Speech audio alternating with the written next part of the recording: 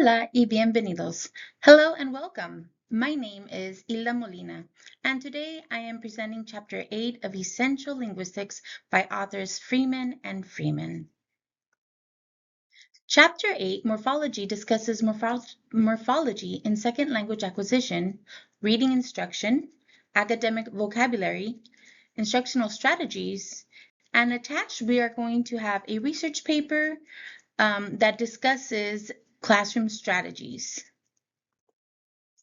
Krashen is a well-known language theorist who says reading is acquired naturally, and in morphology, learners will acquire it regardless of explicit instruction.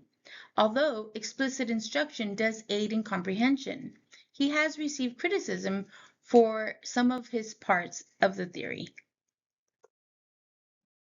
This slide shows two major perspectives on language learning. The first, the learning view, which focuses on direct instruction like memorizing grammar rules or using translation methods. In contrast, the acquisition view emphasizes providing students with comprehensible input, so they naturally absorb language through meaningful use rather than direct teaching. Now, two instructional models help bring these two ideas into the classroom. CALA, which stands for the Cognitive Academic Language Learning Approach, encourages students to think to learn. It combines using learning strategies with academic content and language skills. Then there's SIOP, or the Sheltered Instruction Observation Protocol, which uses the approach Teach Language Through Content. It blends language development with subject instruction in every lesson. Both CALA and SIOP include morphology instruction, so students build vocabulary by learning how words are formed. This helps them better understand academic texts across all subjects. Now, how does morphology play into reading instruction? Well, when we talk about structural analysis, we mean breaking down words into its parts, like the prefix, the root, and the suffix. This process helps students decode and understand unfamiliar words, especially in academic tests. Academic language is often full of morphologically complex words.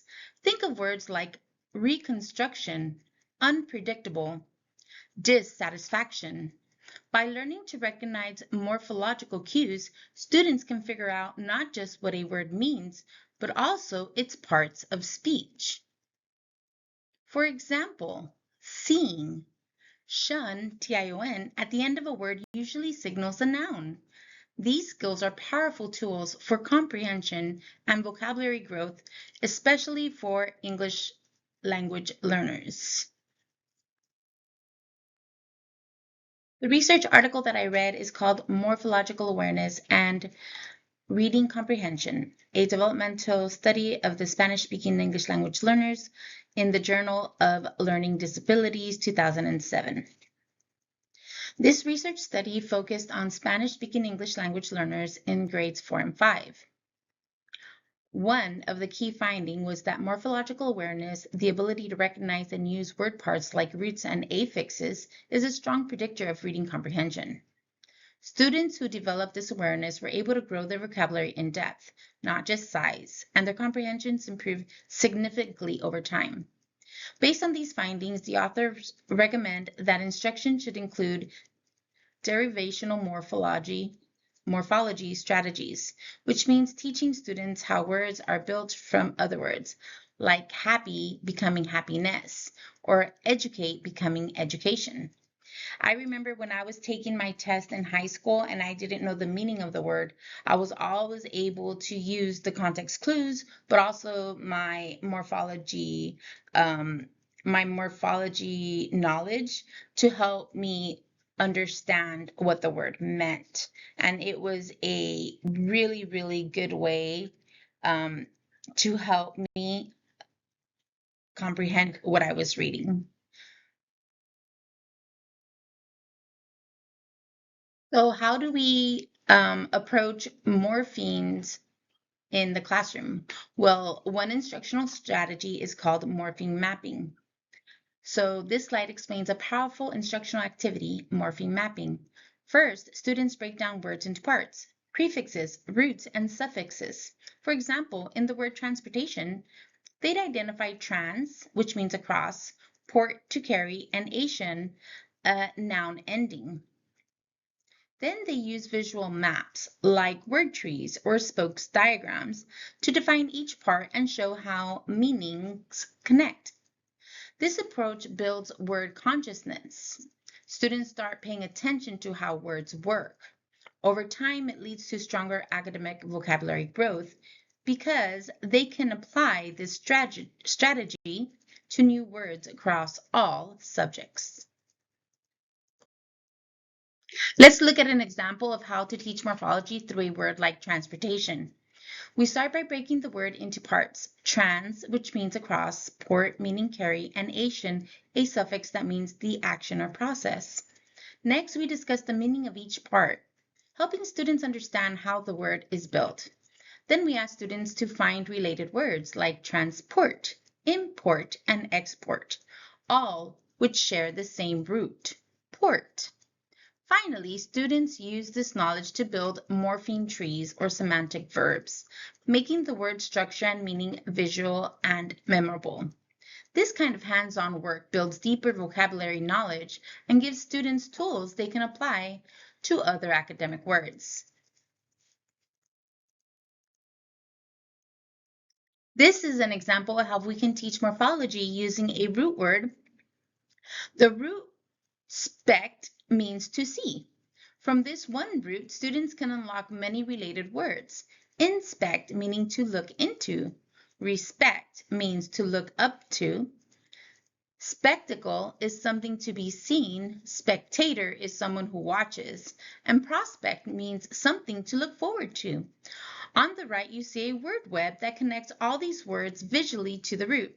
This kind of mapping helps students make connections, understand meanings faster, and grow their vocabulary with confidence.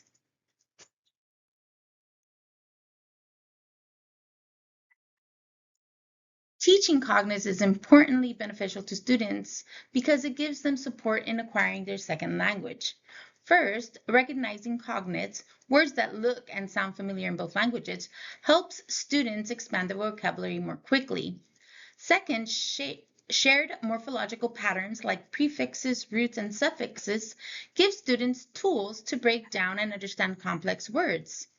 Finally, as Garcia and Kliefken point out, this approach bridges prior knowledge from the first language to the second language from L1 to L2, which reduces learning friction and boosts comprehension. I went ahead and made a spoke of a cognate. So my cognate word is information, información. And on one side I did English in blue, and the other side I did Spanish in red. Now, if I were to teach this in the classroom, I would do a lot of modeling. This would be a direct teach, and I would probably directly teach this process of breaking down the word into its prefix, suffix, root words, base words for maybe 2-3 months. Then I would use the gradual release model, and I would allow them to explore the words. Now, if they're ready before that, then of course we would let them go for it.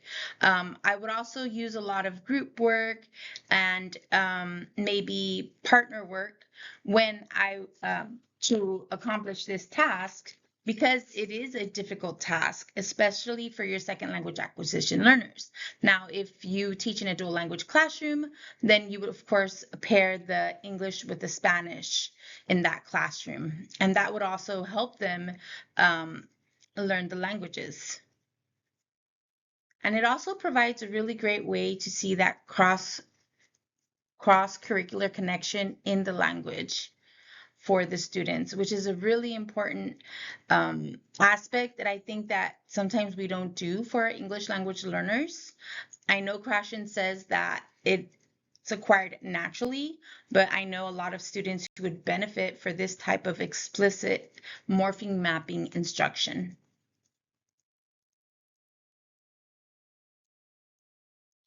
Now here is just a chart of your English and your Spanish morphemes. Morphemes are important because they make vocabulary more accessible. They support reading comprehension. They reinforce familiar morphology and word structures, encouraging cross-linguistic transfer and confidence. So I think these visuals and these charts are really important for the classroom and for the students to have access to them. To wrap up, we've seen that morphological knowledge plays a critical role in both second language acquisition and reading development. Effective instruction should include a balance of implicit exposure and explicit teaching strategies, so students can both experience language naturally and learn how it works. There are digital tools like WordSift along with the Cognit charts that help make word study more engaging and accessible for all learners. And finally, by teaching roots systematically, we give students lifelong strategies for understanding academic vocabulary across all content areas. To support effective morphology instruction, I've gathered several practical resources teachers can use in the classroom. First, there's Literacy Learn, and it offers free morphology worksheets, including word cards, word sum activities, weekly downloads, all focused on prefixes, suffixes, and roots. These are perfect for vocabulary building through hands-on practice. Then there's Jennifer Findley's site. This one provides free materials specifically designed for grades 4 and 5. She includes anchor charts, student-friendly presentations, and activities that work well for building learners or for bilingual learners or upper elementary ELLs.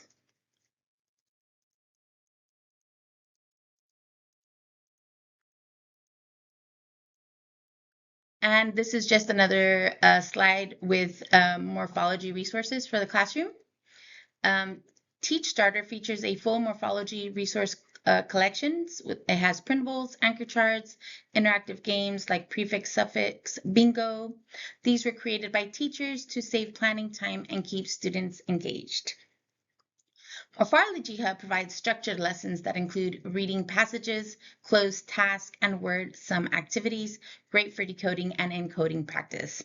Lastly, ELA Buffet shares ready-to-use ideas for teaching morphology across grade levels. It's especially helpful for building meaningful word study routines with a strong academic focus. These are the references and works cited page. And that is the end of the presentation. Thank you so much for your time and attention today. I hope this presentation gave you useful insights into how morphology supports second language acquisition and academic vocabulary growth. If you have any questions or want to explore resources further, I'd be happy to connect. Again, thank you, and I appreciate the opportunity to share this with you.